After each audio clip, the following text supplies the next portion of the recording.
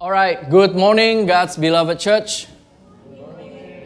Good morning, selamat pagi semuanya. Welcome to your beloved church. Ya, so kita semuanya ada di tempat ini. Selamat pagi, saya Pastor Fat, and welcome you all to your beloved church. Because this church bukan belong to Pastor Yudi atau pastor-pastor di sini, tapi belong to Jesus Christ. Amen. Jadi tema kita tahun ini adalah the year of the blessings of the promised land. Ya, kalau saudara-saudara memilih ini sebagai your local church, this word firman ini adalah untuk saudara dan saya. Ya, ini adalah firman-Nya Tuhan buat kita melalui Pastor Yudi. Jadi mengenai the blessings of the promised land, berkat-berkat tanah perjanjian. Nah, kita akan melihat apakah dalam menjalani kehidupan sehari-hari kita yang sudah dijanjikan tanah perjanjian itu, bagaimana kita dalam menikmati tanah perjanjian itu. Oke? Nah, kita lihat dari Bilangan 13 ayat 1 dan 2. Tuhan berfirman kepada Musa, "Suruhlah beberapa orang mengintai tanah Kanaan yang akan kuberikan kepada orang Israel." Akannya harusnya dicoret karena nggak ada di dalam bahasa Inggrisnya atau bahasa lainnya. Saya cek, I will, no, but I'm giving you. Jadi sudah dikasih sama Tuhan. Yang akan kuberikan kepada orang Israel dari setiap suku nenek moyang mereka, haruslah kau suruh seorang, semuanya pemimpin-pemimpin di antara mereka. Nah, di sini kalau kita baca, kan ini saya udah pernah ngomong juga sih di sermon saya yang sebelumnya. Seolah-olah Tuhan yang punya ide suruh mereka intai. Masih ingat nggak?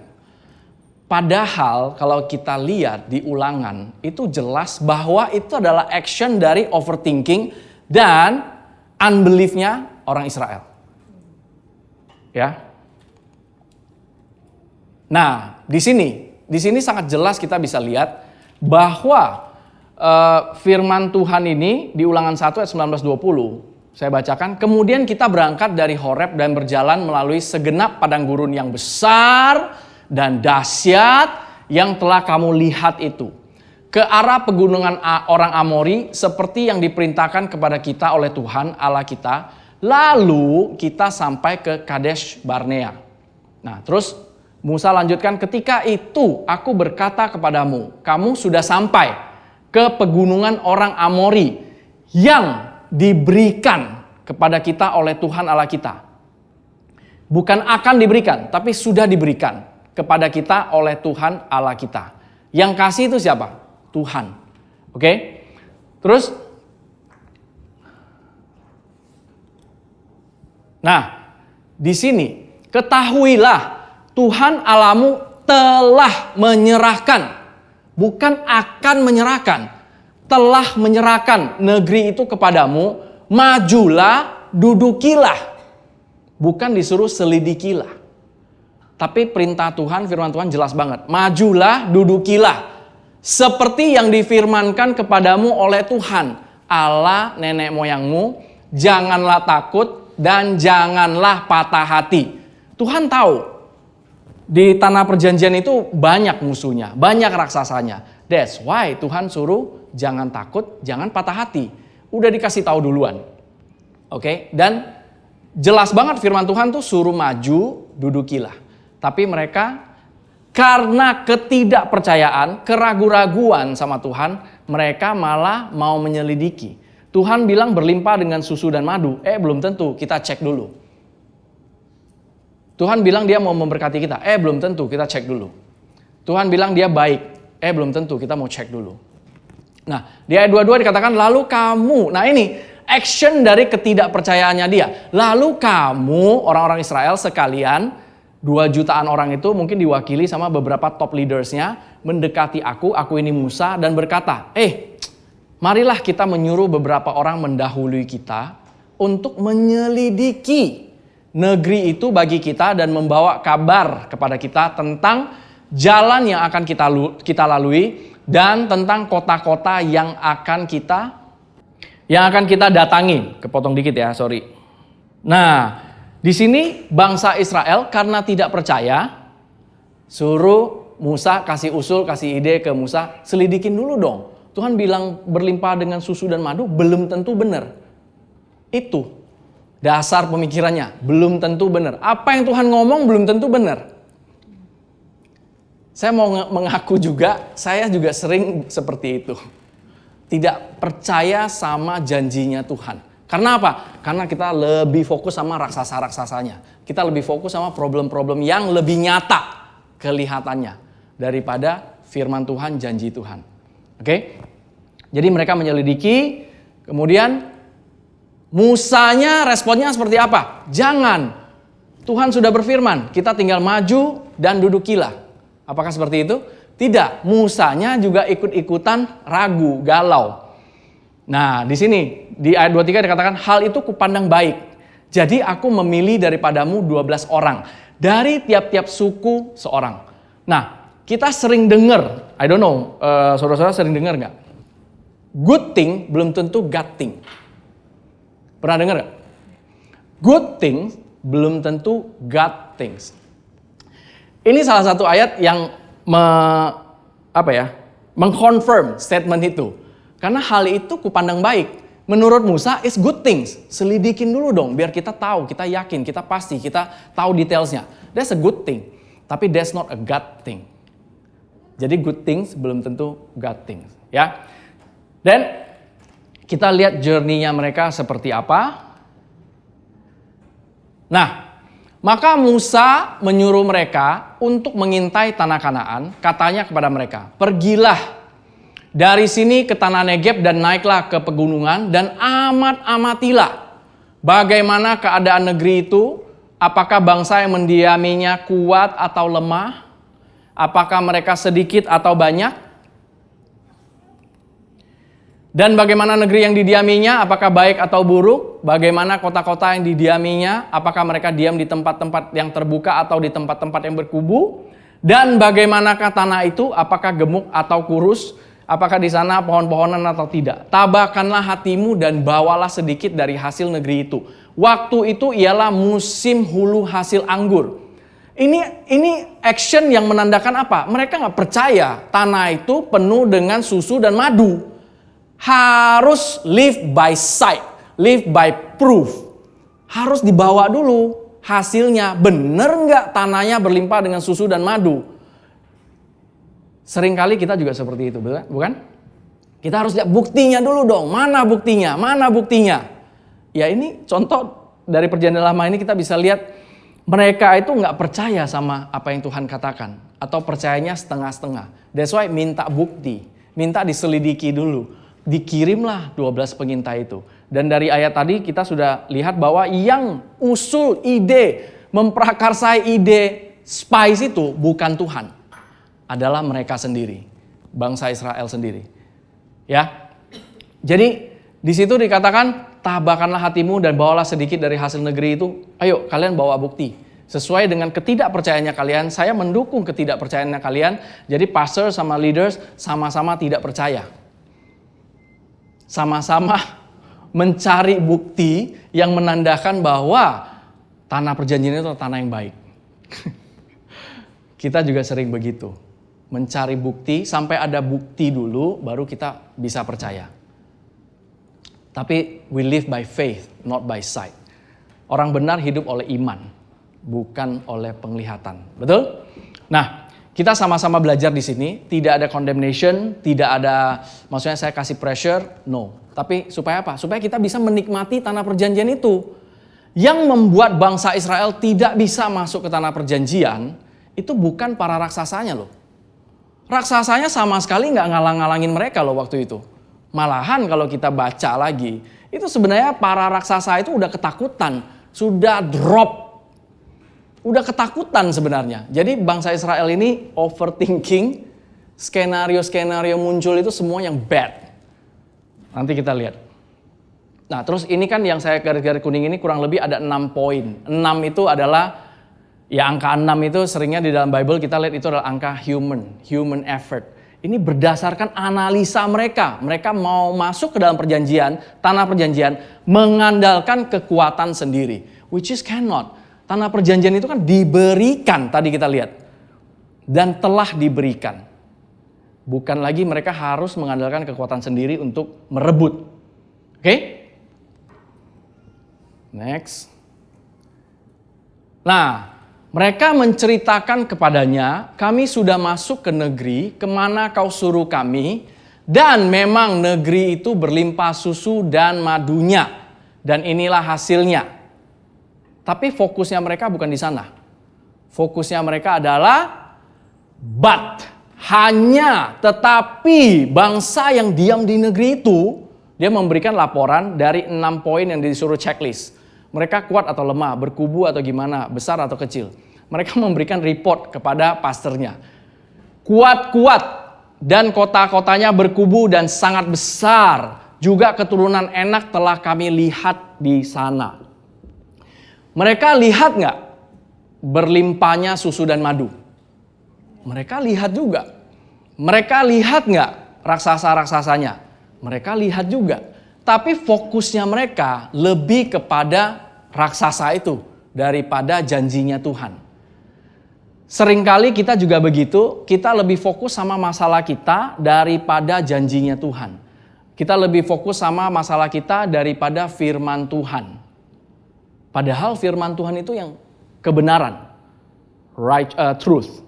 Kebenaran itu tidak bisa berubah. Fakta bisa berubah.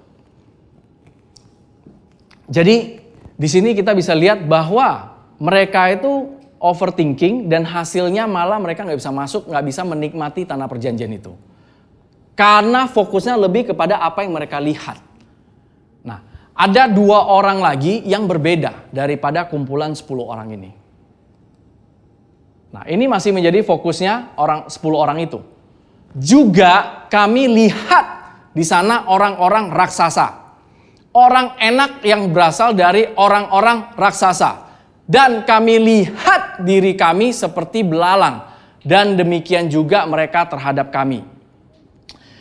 Ayat ini sangat strong talking about identity. Jadi ketika mereka melihat orang raksasa itu. Dan mereka kira-kira melihat nggak rumah-rumah besar yang dibangun sama raksasa?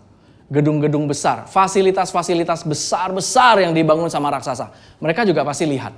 Tapi tidak fokus sama janjinya Tuhan. Mereka lebih fokus sama raksasanya ini, musuh-musuhnya ini. Apa yang mereka lihat, dan mereka bukan cuma lihat and then stop sampai di sana. Mengembangkan skenario-skenarionya. Karena kenapa saya ngomong begitu? Karena di situ dikatakan kami lihat diri kami seperti belalang. Kenapa bisa muncul image itu? Padahal Tuhan udah dengan sangat jelas mengatakan, majulah, dudukilah, aku sudah serahkan.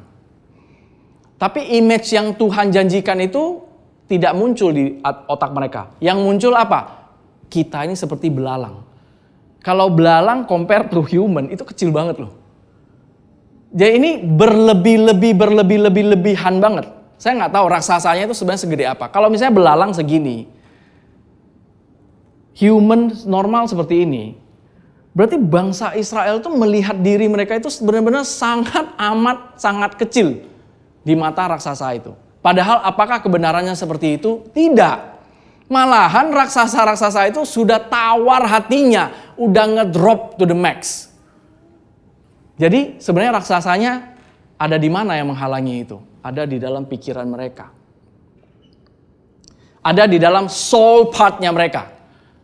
Kalau kita tahu bahwa spirit, soul, and body, yang belum settle itu adalah bagian soul and body.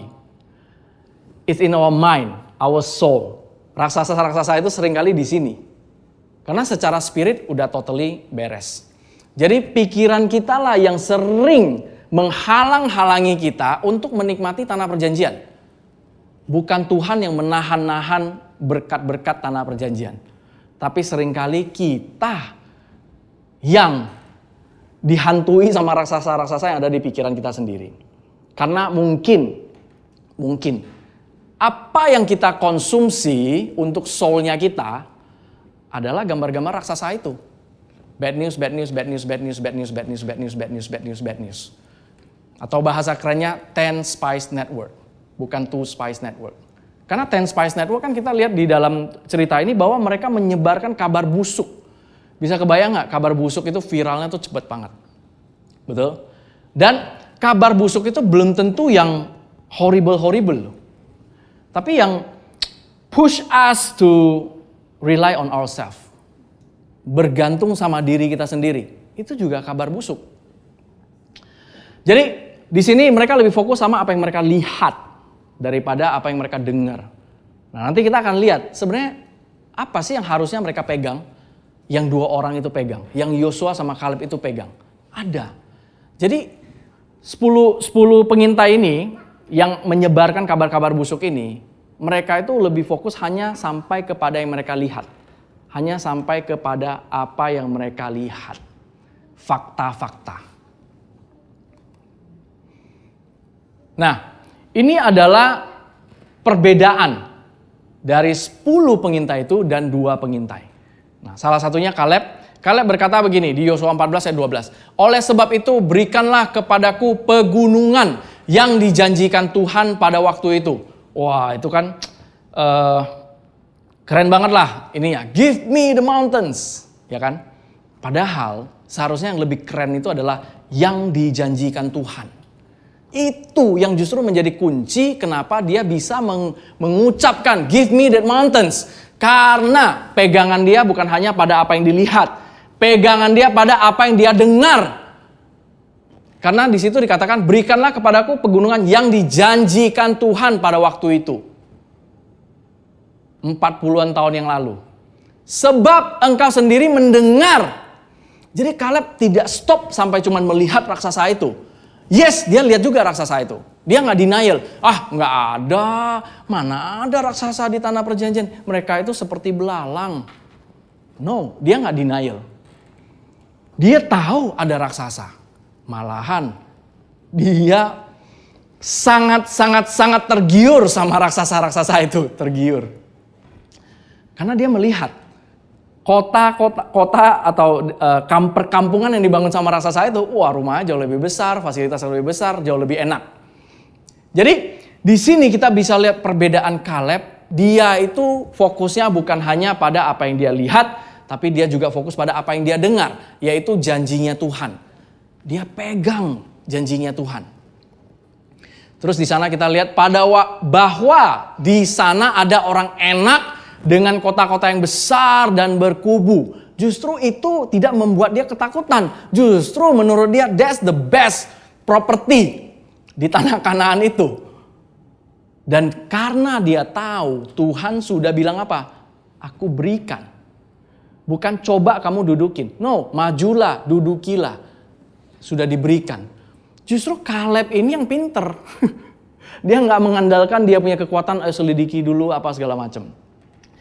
Terus mungkin Tuhan menyertai aku. Tuh kan pastor. Mungkin berarti 50-50 dong. Tapi kalau saudara-saudara baca lagi. Itu bahasanya bukan maybe. Bukan possibly. Tapi since. Since Tuhan menyertai kita. Menyertai aku. Sehingga aku menghalau mereka. Seperti apa? Yang difirmankan Tuhan. Inilah perbedaan paling besar. 10 pengintai sama 2 pengintai. Yang tidak menikmati tanah perjanjian sama yang menikmati tanah perjanjian, perbedaannya hanya di satu percaya sama firman Tuhan. Satu grup lagi yang mayoritas itu tidak percaya sama firman Tuhan. Perbedaannya di situ. Dan dari perbedaan itu menentukan hasilnya yang langit dan bumi. Yang 10 pengintai dan rombongan-rombongannya tidak menikmati tanah perjanjian.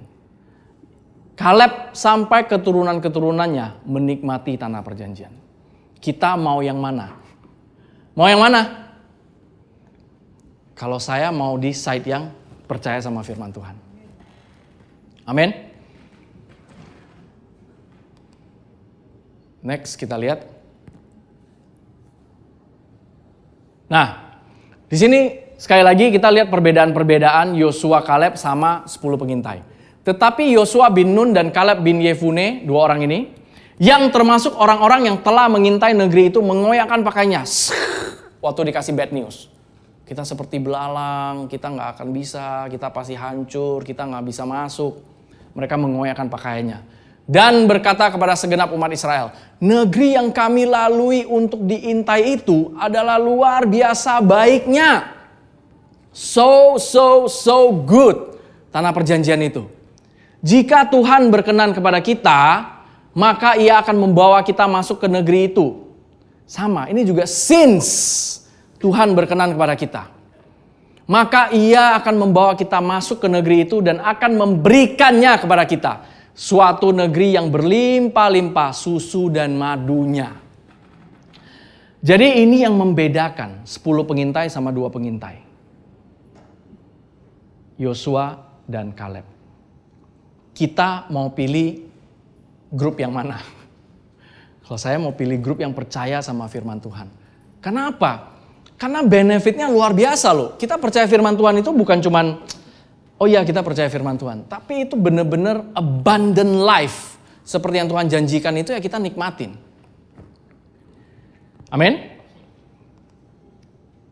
Nah kita lanjut. Hanya janganlah memberontak kepada Tuhan dan janganlah takut kepada bangsa itu. Sebab mereka akan kita telan habis. Sekarang kita lagi hadapin masalah apa? Ketika kita fokusnya sama firman Tuhan, masalah-masalah itu seperti roti. Kita telan habis. Kita telan habis. Bukan kita ditelan habis sama masalah. Seringkali kan kita lebih seperti ditelan habis sama masalah. Tapi di sini kita lihat orang yang berpegang sama firman Tuhan, masalah itu ditelan habis. Dan kabar baiknya, mereka itu di perjanjian lama adalah picture. Saudara dan saya, kita ini sudah ada di perjanjian baru yang Jesusnya tuh sudah datang and then dia memberikan apa? Hidupnya buat saudara dan saya. Dan Tuhan Yesus bukan someone yang hidup di luar. Dia sudah ada di dalam saudara dan saya. Tanah perjanjiannya udah ada di dalam saudara dan saya. Segala kekayaan, mau apa? Kesehatan, kemakmuran, damai sejahtera, sukacita, buah roh, yang 9 buah roh itu.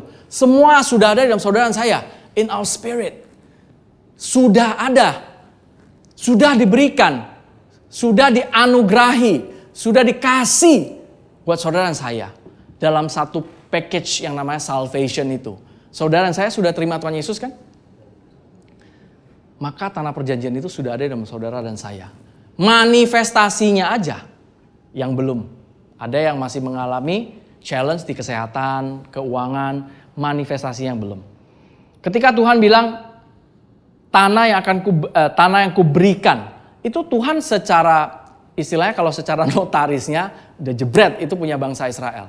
Tapi masih ada orang-orang kampungnya yang tinggal di situ istilahnya. Jadi mereka waktu masuk itu juga diusir-usirin. Raksasa-raksasa itu diusir-usirin. Karena secara legal, it's ours. Secara legal, you and I, kita sudah righteous. Kita sudah holy. Kita sudah full of God's abundant grace. Karena di dalam Roma dikatakan bahwa kita yang telah ya, bukan akan, menerima anugerah pembenaran, kado pembenaran, dan kasih karunia yang berlimpah-limpah akan menang dalam hidup. Jadi bukan kita berusaha mendapatkan anugerah kebenaran. Karena kalau anugerah itu kan berarti kayak kado, dikasih. It's a gift. Jadi righteousness, kebenaran salvation-nya saudara dan saya, dan kasih karunia yang berlimpah-limpah itu adalah anugerah. So kalau itu adalah anugerah, bagaimana kita bisa kehilangan itu? Karena we don't earn it. If you don't earn it, how can you lose it? Kalau bukan saudara yang berusaha dengan kekuatan saudara sendiri mendapatkan itu, fix, you cannot lose it. Amin. Nah, terus di sini katakan yang melindungi mereka sudah meninggalkan mereka. Perbedaannya 180 derajat. 10 pengintai itu juga melihat raksasa-raksasa itu. 2 pengintai ini, Yosua dan Kaleb juga lihat. Tapi kok responnya beda banget ya? Yang melindungi raksasa-raksasa itu udah ninggalin mereka. Saya nggak tahu bagaimana dia bisa melihat itu. Mungkin dia juga melihat tampang raksasanya atau gimana. Tapi yang pasti dia tahu Kenapa? Pegangan dia adalah firman Tuhan. Dia percaya sama apa yang dia dengar, yaitu firman Tuhan. Yang melindungi mereka sudah meninggalkan mereka, sedang Tuhan menyertai kita. Kuncinya di situ. Dia tahu ada penyertaan Tuhan. Bukannya dia sok jago, maju sendiri, single fighter. No, dia tahu backing dia siapa. Yosua dan Kaleb tahu backingnya siapa. Sometimes kita berasa kita ditelan sama masalah karena kita lupa backing kita siapa. Betul? Dan di situ diingatkan lagi, janganlah takut kepada mereka. Bukan tanpa alasan Yosua bilang jangan takut sama mereka. Tapi Yosua tahu yang ninggalin mereka tuh udah gone. Yang mereka andalkan, raksasa-raksasa itu udah ninggalin mereka. But on our side, Tuhan masih menyertai kita dan akan terus menyertai kita. So whatever challenge, raksasa apapun yang saudara dan saya hadapin sekarang, Tuhan gak ninggalin kita. Mau sebesar apapun, Tuhan enggak ninggalin kita dan tidak akan ninggalin kita. Ketika kita melihat sepertinya kita ditelan sama raksasa itu, momen itu pun Tuhan gak ninggalin kita. No. Since the moment kita terima Tuhan Yesus sebagai Tuhan kita, from that moment on, Tuhan udah gak bisa ninggalin saudara dan saya. From that moment on. Bukan ketika kita berbuat baik, Tuhan menyertai kita. Ketika kita kurang ajar, Tuhan gak menyertai kita. Kalau gitu berarti depends on us dong. Kalau gitu berarti we earn our salvation. Kita jadinya kayak kerja. Gajinya segini. Kalau gak kerja gak dapat gaji. Kan gak seperti itu. Hah? Masa sih? Yes. That's grace. Kita gak layak. Tapi itu kita dikasih. Terus ini bahasa Inggrisnya. Only do not rebel against the Lord, nor fear the people of the land, for they are our bread. Makanannya. Masalah itu, raksasa itu justru jadi makanannya. They are our nasi padang.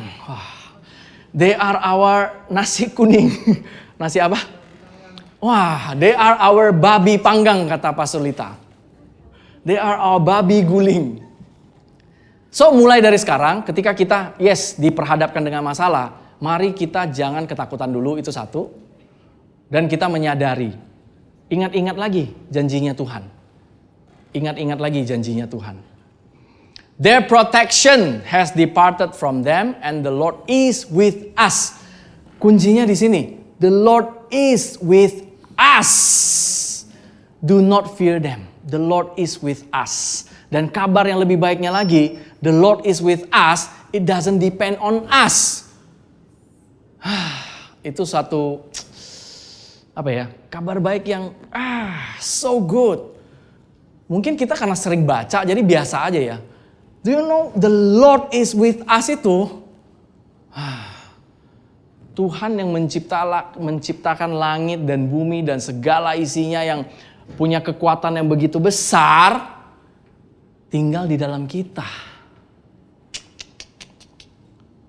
Gak usah bicara layak gak layak lah.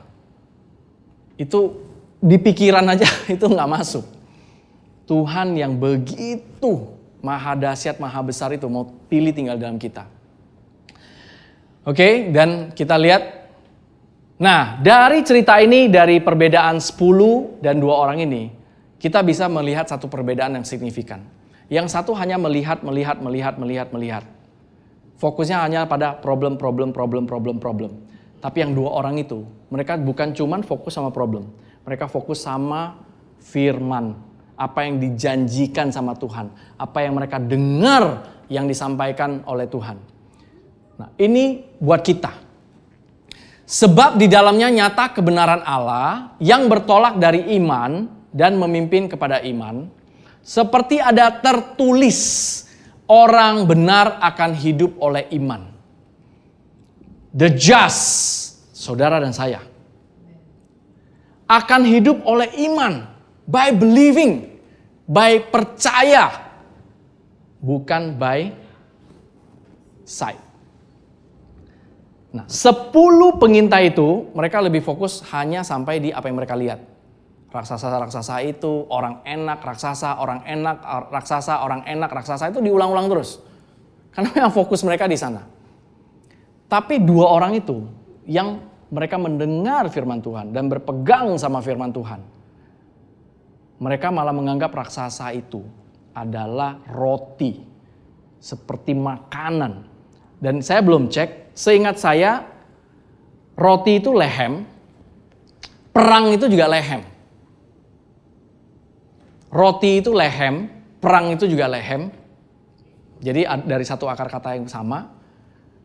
Berarti we fight by feeding. Kita ribut atau perang dengan makan. Makan apa? Babi guling. Makan firman Tuhan. Makan firman Tuhan. Makan firman Tuhan. Kalau kita tidak makan firman Tuhan atau kita tidak mengingatkan terus-menerus mengenai firman Tuhan, maka otomatis hasilnya akan seperti 10 pengintai ini. Karena akan ke-distract sama apa yang dilihat. First thing yang kita bangun tidur itu, yang kita buka apa? Amsal. Betul? Atau Instagram, WhatsApp, TikTok. All of us. Kecuali Bang Irwan dia gak punya Instagram dan lain-lain.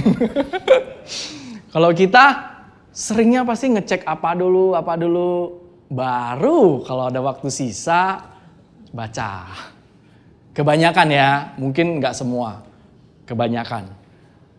Nah, ketika kita dietnya kita atau pola makan kita seperti itu lagi makan. Soul kita tuh lagi makan. Ketika kita baca dari satu link ke satu link ke satu. Kan memang algoritmanya disetting seperti itu. Nyambung, akan muncul terus. Dan for your information, kebanyakan yang kita baca itu useless for our soul. Maybe ada some part yang ya bisa memotivate kita, membuat kita lebih semangat. Tapi yang benar-benar bisa penetrate sampai ke dalam soul kita and then synchronize with our spirit, only the word of God. Only the word of God. Silakan kalau mau baca yang motivational quote atau apa. Tapi itu benar-benar bukan makanan yang terbaik buat your soul and my soul. Orang benar akan hidup oleh iman. Nah, sebab hidup kami ini, 2 Korintus 5 ayat 7, sebab hidup kami ini adalah hidup karena percaya, bukan karena melihat. Simple, dan kita sering banget dengar ayat ini. Hidup karena percaya, bukan karena melihat. We live by faith, not by sight. Tapi seringkali kita tidak mengikuti ini. Lebih sering tendensi dagingnya kita lebih fokus sama raksasa-raksasanya daripada percaya sama janjinya Tuhan. Tapi hari ini kita sama-sama belajar, we want to choose life. Karena firman Tuhan itu adalah spirit and life. Roh dan hidup. Jadi ketika kita baca firman Tuhan, baik saudara mau mulai dari daily devotional, silakan. Tapi I strongly encourage jangan cuma sampai di daily devotional. Benar-benar go into the word. Baca. Jadi di sini katakan kita ini hidup karena percaya bukan karena melihat. Ketika kita fokus sama masalahnya itu ya seperti raksasa-raksasa tadi. Justru akan berkelanjutan. Waduh, raksasanya tambah besar nggak saya nanya? Sebenarnya enggak. Raksasanya kalau kayak Goliat kalau nggak salah 3 meteran ya. Kalau dia 3 meter ya sebenarnya dia tetap 3 meter. Tapi karena bangsa Israel yang 10 pengintai itu fokusnya sama raksasa dan mereka melihat diri seperti belalang, makin lama makin kecil. That's why identity itu penting banget. Saudara dan saya, identitas kita ini penting sekali. You are a righteous child of God. Saudara dan saya adalah anak Bapa, anak Tuhan yang sudah diberikan otoritas. dalam menghadapi raksasa-raksasa itu. Otoritasnya udah dikasih. Otoritasnya sudah ada dalam saudara dan saya. Bagian kita adalah apa? Percaya dan speak it up. Pakai kuasa yang sudah diberikan. Pakai kuasa yang diberikan. Yang lebih celakanya lagi, yang sudah kita feed adalah bad news, yang keluar pun bad juga. Sering banget seperti itu. Saya juga termasuk itu. So kita sama-sama bertobat.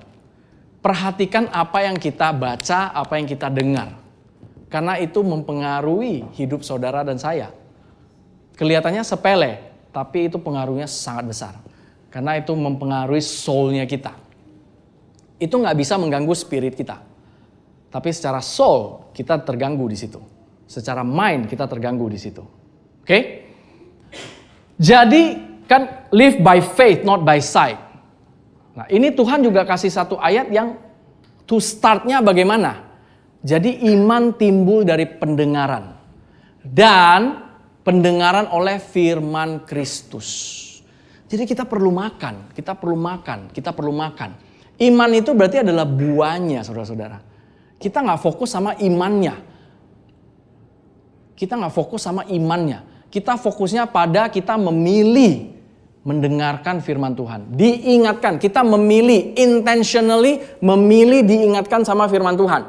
Bukan cuman pas lagi macet, wah ini ada 5-10 minutes nih dengerin. Itu bukan intentionally, itu accidentally. Ya. Tapi di sini kita tahu bahwa iman timbul dari pendengaran dan pendengaran oleh firman Kristus. Jadi 2 ayat sebelumnya itu adalah buah dari ketika kita memilih mendengarkan firman Kristus. Jika Yosua dan Kaleb mereka tidak mendengar atau mereka lupa sama janjinya Tuhan, maka saya yakin mereka juga pasti terpengaruh sama 10 pengintai yang lain. Tapi mereka memilih, mereka percaya sama apa yang mereka dengar. Mereka percaya sama janjinya Tuhan. Yang lebih dasarnya lagi, mereka percaya sama Tuhannya. Jadi ketika mereka percaya sama Tuhannya, apa yang Tuhan katakan mereka percaya. Dan kalau kita baca di bilangan, di ulangan itu dikatakan kok mereka gak percaya sama Tuhan. Yang 10 pengintai itu dan bangsa Israel itu. Yang akhirnya yang menghalangi mereka menikmati tanah perjanjian. Jadi bukan raksasa-raksasanya yang datang ke perkemahan mereka yang melarang mereka masuk. No, sama sekali enggak. Tapi mindset mereka yang menghalangi mereka. Mindset mereka yang membesar-besarkan bad news yang membuat mereka tidak bisa menikmati tanah perjanjian. Jadi kita perlu makan, kita perlu makan, kita perlu makan. Karena kita gak bisa. Enggak makan firman Kristus itu gak bisa. For us, believers. Kita gak bisa cuman ngandalin snacking. Kita gak bisa hidup dari snacking. Gak sehat, betul? Kita perlu makan yang benar-benar makan. Benar gak? Nah, sama juga dengan firman Tuhan. Gak bisa cuma seminggu sekali snacking di sini. Terus daily-nya snacking dikit-dikit. Karena itu mempengaruhi kehidupan kita. Kita gak bisa makan. Kita gak bisa tidak makan firman Kristus. Mau kondisinya bagaimanapun, kita tidak bisa tidak makan firman. Amin. Nah, jadi dimulainya sangat gampang sekali. Sekarang banyak sekali daily devotional. Mulai dari sana aja. Atau nggak mau daily devotional, mulai dari Amsal. Hari ini tanggal berapa? 19. Hari ini baca Amsal 19. Besok baca Amsal 20. Tanggal 21 baca Amsal 21. Pasti Tuhan bisa berbicara dari sana. Dan ketika kita baca, sometimes nggak nyambung. Gak feel apa-apa. But trust me, feeling itu cuma sampai di soul part. Your spirit itu makan. Your spirit itu makan. Karena yang kalian makan itu adalah spirit juga. Karena dari firman Tuhan. Dan jadi kita tidak bisa tidak makan. Sama juga kayak mobil itu nggak bisa diisi, nggak isi bensin. Kalau mobilnya bensin. Benar nggak? Pernah dengar nggak? Kalau misalnya di dunia kerja atau dunia bisnis atau apalah ya, gas terus, jangan kasih kendor. Pernah dengar gak? Gas terus, jangan kasih kendor. Nah itu saya kadang-kadang dapat kayak stiker gitu. Gas terus, jangan kasih kendor. Tapi saya ngalamin satu kejadian yang lucu banget kemarin. Jadi saya hari Kamis sore mau pergi ke rumah duka di Pluit, Grand Haven. Lagi asik-asik saya berdua sama Lili di tol. Sampai di kira-kira daerah melewat dari Meruya lah. Rawa Buaya kalau nggak salah. Lagi asik-asik ngobrol tiba-tiba kok berasanya udah saya gas nggak ada rasa ya. Pernah ngerasain gitu nggak? Mobil lagi jalan, kita ngegas kok dia nggak ada respon. Wah saya bilang ini ada something aneh. Bentar beb.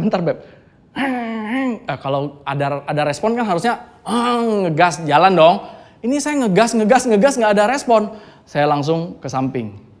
Untung waktu itu nggak macet, nggak hujan. Untung ya orang Indonesia dalam masalah pun tetap untung. Berhenti, cek, telepon seorang temen. Lu pernah kejadian gini nggak? Oh, coba ketok-ketoknya kepala akinya kali.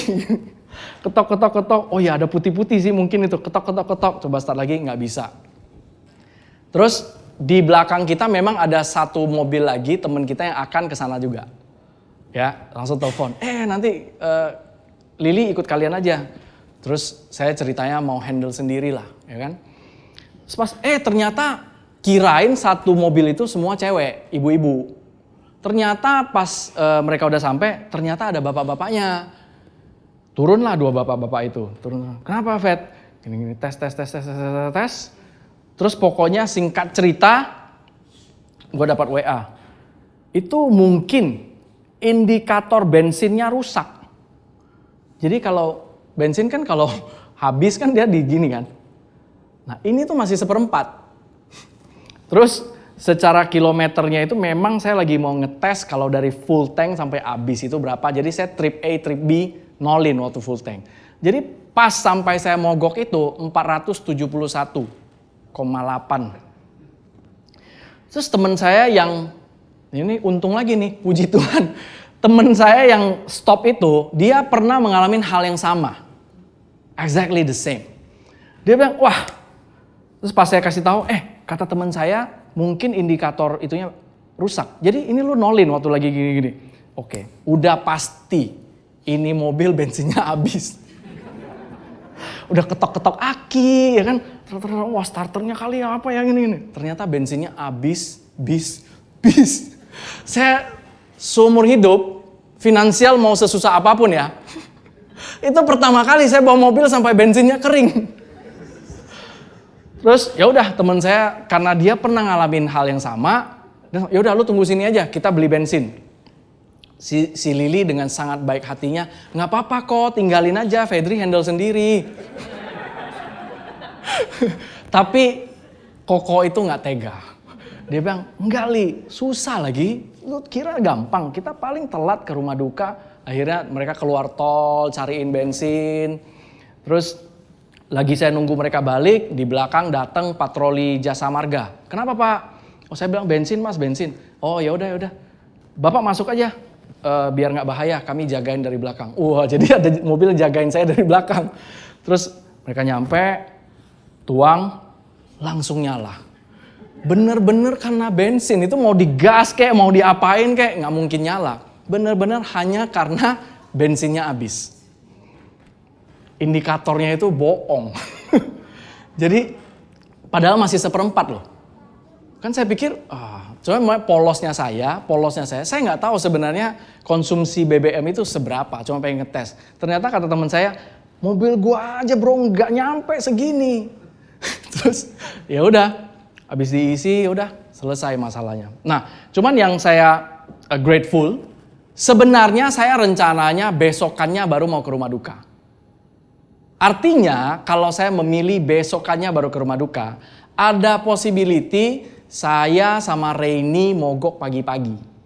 Which is di belakang gak ada temen saya yang akan sama-sama ke rumah duka. Which is ada Reini, dia mau sekolah, kondisi pagi-pagi gak tahu mau cari bensin di mana. Dan belum tentu kita akan tahu masalahnya itu di bensin yang habis. Mungkin harus panggil towing atau segala macam.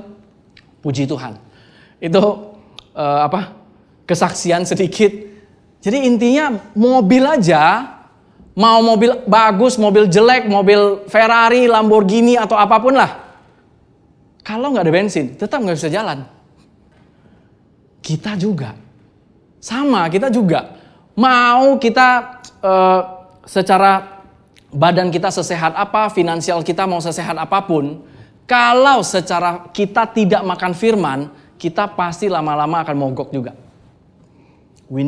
Kita perlu makan firman. So this year, the year of the blessings of the promised land, fokusnya tuh di promise. Siapa yang promise itu nomor 1. Dan kalau kita tidak baca firman, how do we know apa sih yang Tuhan janjikan? Apakah Tuhan menjanjikan kesehatan? Kalau kita nggak lihat dari firman Tuhan, kita nggak tahu. Jangan cuma based on apa yang kami katakan. Selain apa yang kami katakan, go to His word. Saudara tidak akan ketipu sama preaching-preaching yang nggak jelas. Yang mengkondem, yang mencampur-campur. Yes, you are blessed, but you must maintain bla bla bla. Itu capek lagi. But we are here preaching the freedom. Tuhan sudah memberikan saudara dan saya. Semua blessings yang ada di promised land itu sudah ada dalam saudara dan saya. Nah, jangan sampai kita ditipu seolah-olah kita harus berusaha mendapatkan itu. Tapi ketika kita tahu bahwa otoritasnya sudah dikasih, dasarnya adalah balik lagi ke identitas. Dan bagaimana kita tahu identitas kita kalau kita tidak pergi ke firman Kristus? Kita tidak pergi ke firman Tuhan. Kita cuma bisa dengar dari katanya, you are righteous, holy, healthy, wealthy, awesome, prosper, wise, and blessed. Katanya gitu. Dasarnya mana? Nggak tahu, yang penting katanya gitu. It won't sustain you. Ketika ada masalah, boom! Nggak ada dasarnya. So, kita sama-sama mengingatkan diri kita. Kita lihat dari hari ini perbedaan signifikan dari 10 dan 2. Mayoritas, minoritas. Yang memilih percaya apa yang mereka lihat sama percaya apa yang Tuhan katakan. Perbedaannya signifikan, sangat-sangat jauh sekali.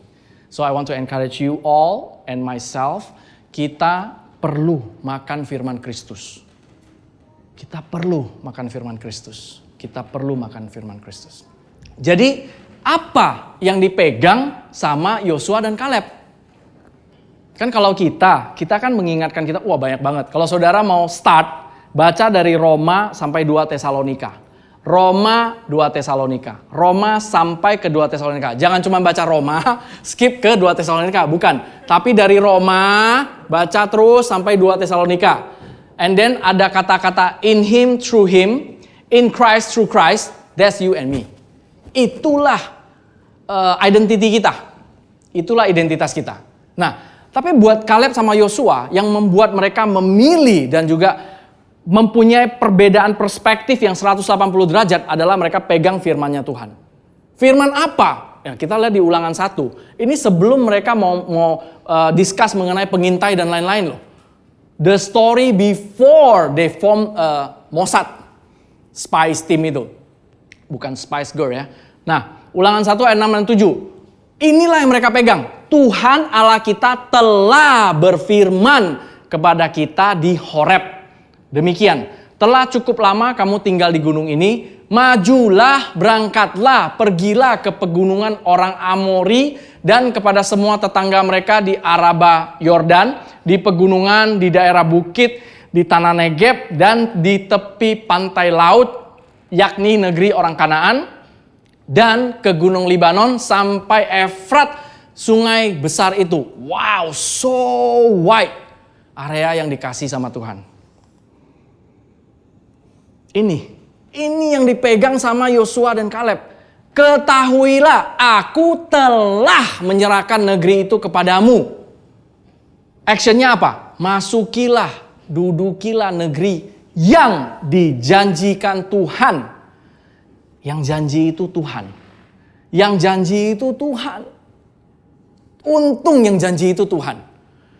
Kalau yang janji itu Tuhan, kalau yang janji itu Elon Musk saja, kita happy. Dikasih project di Indonesia. Pokoknya misalnya baterai Tesla seluruh dunia lu yang pegang. Happy gak kayak gitu? Wow, happy itu Elon Musk. Tapi ini Tuhan, men. Cuman karena ini di Alkitab, seolah-olah this is not real, Elon Musk lebih real.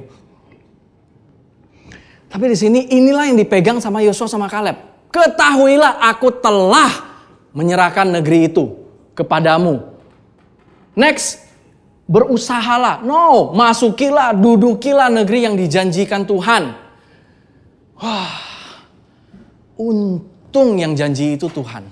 Sama juga buat kehidupan saudara saya. Yang janji we will live abundant life adalah Tuhan. So, He will make it. Masalahnya kalau kita nggak diingatkan, kita nggak pernah baca mengenai janjinya Dia.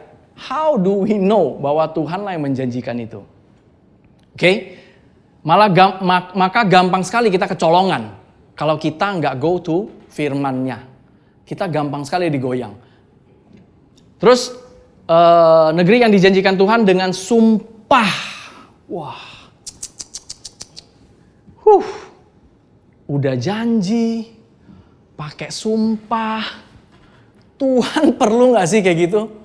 Gak perlu.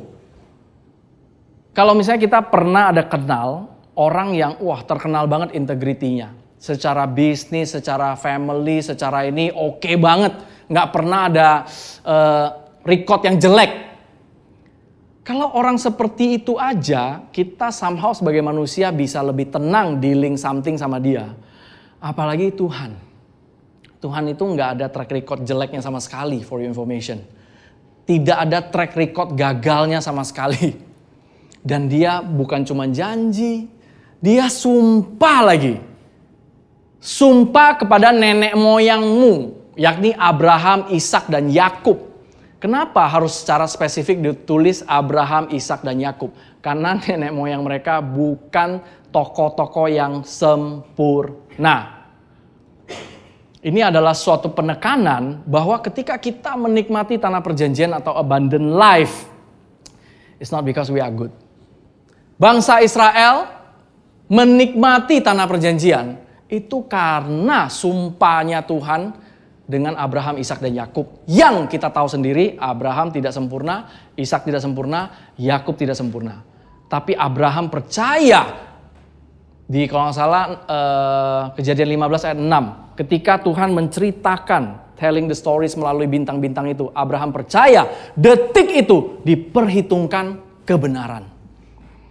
Sama juga saudara dan saya, the moment kita menerima the gift of righteousness, the salvation yang sudah Tuhan kasih buat saudara dan saya, from that moment on, kayak lagu Celine Dion, mulai dari saat itu, God will make it happen. Bagian kita hanya percaya, kita cari tahu apa aja sih janjinya Tuhan. Untuk memberikannya kepada mereka dan kepada keturunannya. Dan saudara saya adalah termasuk keturunan Abraham karena kita percaya sama Kristus. Kita ada di dalam Kristus. Jadi segala berkat-berkat Abraham, Ishak, dan Yakub juga ngalir sampai saudara saya. Amin. Jadi inilah dua ayat ini yang dipegang sama Yosua dan Kaleb. Based on these two verses atau three verses ya tadi. Yosua dan Kaleb dia pegang sama firman Tuhan. Dia pilih percaya sama firmannya Tuhan. Itu yang membuat dia bisa sampai 40 tahun sekian pun dia masih bisa mengatakan give me that mountains. Karena dia pegang sama janjinya Tuhan. Dia pegang janjinya Tuhan. Dan dia tahu, dia punya good opinion about God. Bahwa Tuhan bukan cuman obral janji. Tuhan udah janji, He will make it happen. Oke? Oke, yuk kita sama-sama bangkit berdiri. I pray you are blessed. And you, milih. Make a choice. Choose to believe. Kita pilih percaya. Percaya apa, Pastor? Percaya sama janji-janjinya Tuhan. Janjinya Tuhan itu apa aja? Makanya baca. Paling enak tuh Roma sampai 2 Tesalonika. Roma sampai 2 Tesalonika. In Him, through Him, garis bawain. In Christ, through Christ, garis bawain. Kalau saudara baca Amsal dari 1 sampai 31, kalau ada kata-kata orang benar, orang benar, orang benar, orang benar, itu bukan Pastor Yudi. Itu saudaraan saya. Bukan hanya Pastor Yudi, sorry. Bukan hanya Pastor Yudi atau Pastor Lita atau Pastor Gard. Tapi saudara dan saya. Orang benar begini, orang benar begitu, orang benar begini, orang benar begitu. Kalau bagian orang fasik, itu bukan saudara. Itu bukan saudara saya. Bagian kita lah orang benar, orang benar, orang benar, orang benar, orang benar, orang benar, orang benar. Amin. Yes, thank you Lord. Terima kasih Tuhan untuk hari ini ya Tuhan. Thank you for your word. Thank you Lord. Dan pada saat ini juga aku mau memberikan kesempatan, apabila di tempat ini ataupun yang nonton video ini, engkau belum pernah menerima Tuhan Yesus sebagai juru selamatmu, engkau belum memilih percaya sama dia, aku mau memberikan kesempatan kepada engkau untuk menerima dia, bukan mendapatkan dia. Terima dia sebagai juru selamatmu, terima the gift of salvation, anugerah keselamatan ini, dan biarkan hidupmu menjadi tanggung jawabnya dia. Pray with me. Terima kasih Tuhan Yesus yang baik. Pada hari ini, aku mau menerima Engkau sebagai juru selamatku. Semua dosaku sudah Engkau tanggung. Aku sudah lahir baru. Aku menjadi anak kesayangan Bapa karena Engkau Tuhan Yesus. Amin. Congratulations. Welcome to the family of Christ. You are a God's beloved child. Kalau saudara di Jakarta, we welcome you to enjoy kebaikan-kebaikan Tuhan di tempat ini. Kalau misalnya di luar kota, find a church, always point you to Jesus' perfect finished work. Oke, kita sama-sama mau menerima perjamuan kudus.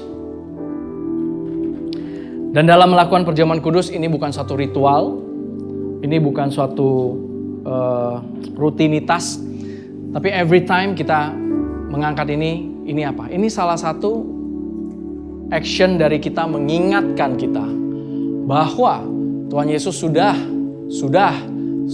memberikan kesembuhan, sudah memberikan kekayaan, sudah memberikan damai sejahtera. Sudah. It's a done. Bukan untuk mengingatkan Tuhan. Tuhan gak pernah lupa. Dan Tuhan gak nahan berkat apapun. Sama sekali gak ada lagi yang ditahan sama Tuhan. Sama sekali tidak ada lagi yang ditahan-tahan sama Tuhan. Dia sudah memberikan yang terbaik. The best of the best. Jesus Christ. Kalau masih ada yang ditahan-tahan sama Tuhan, berarti Tuhan Yesus levelnya di bawah berkat-berkat yang lain. Tapi dia udah to the max.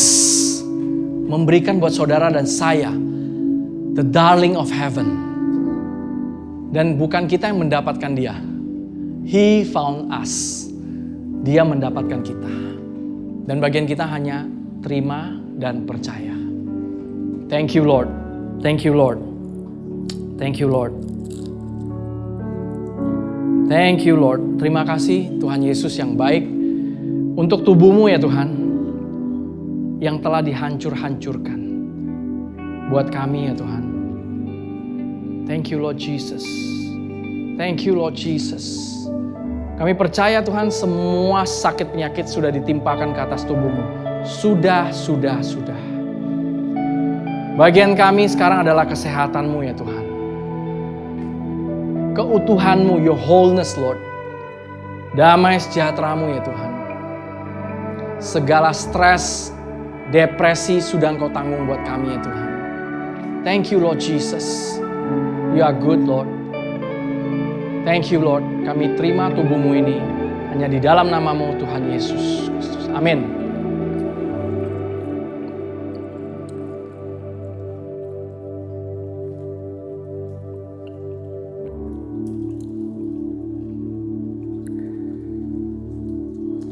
Thank you Lord. Thank you Jesus. Terima kasih Tuhan Yesus untuk tubuhmu. Tuhan, kami juga mengangkat cawan darah ini ya Tuhan. Darah Engkau sendiri yang tercurah buat kami ya Tuhan. Bukan lagi darah binatang ya Tuhan. Engkaulah pengorbanan yang sempurna ya Tuhan. Terima kasih untuk pengorbanan-Mu yang sempurna ya Tuhan. Yang telah menguduskan, menyucikan, membenarkan kami sekali untuk selama-lamanya. Kami gak perlu berusaha benar kudus lagi, karena kami sudah benar dan kudus ya Tuhan. Thank you Jesus untuk darah-Mu yang sempurna. Hanya di dalam nama-Mu Tuhan Yesus Kristus kami terima. Amin. Thank you Lord Jesus. Thank you Lord Jesus. Thank you Jesus. Thank you Jesus untuk tubuh-Mu dan darah-Mu ya Tuhan. Terima kasih Tuhan untuk karya-Mu yang sempurna Tuhan dalam kehidupan kami Tuhan. Thank you Jesus. Thank you Jesus. Thank you Jesus. Terima kasih Tuhan. Mari kita mengucap syukur. Thank you Jesus. Terima kasih Tuhan. Terima kasih Tuhan. Thank you for your perfect body and for your perfect blood ya Tuhan.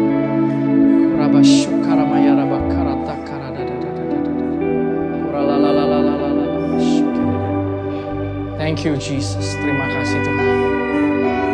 Thank you Jesus. Amin, amin, amin. Thank you Lord. Terima kasih Tuhan untuk tubuh-Mu dan darah-Mu ya Tuhan. Untuk pengorbanan-Mu yang sempurna ya Tuhan. Terima kasih untuk perjanjian yang telah Engkau ikat ya Tuhan. Bagian kami hanyalah menikmati. Bagian kami hanyalah percaya ya Tuhan. Kau sudah selesai.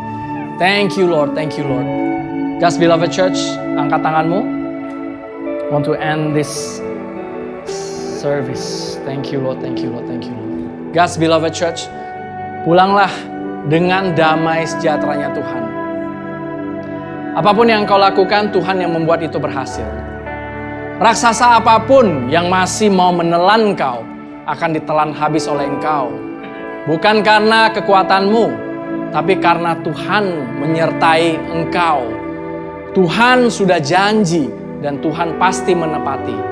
Apapun itu, aku declare, kesehatanmu berhasil, keuanganmu berhasil, family-mu berhasil, studimu berhasil, pekerjaanmu berhasil. Apapun yang kau lakukan, Tuhan yang membuat itu berhasil. Because you are God's beloved children. God's beloved church, you are highly favored, you are deeply loved, you are greatly, greatly blessed by Abba Father. In Jesus' mighty name we pray. Amen. God bless you. Happy Sunday.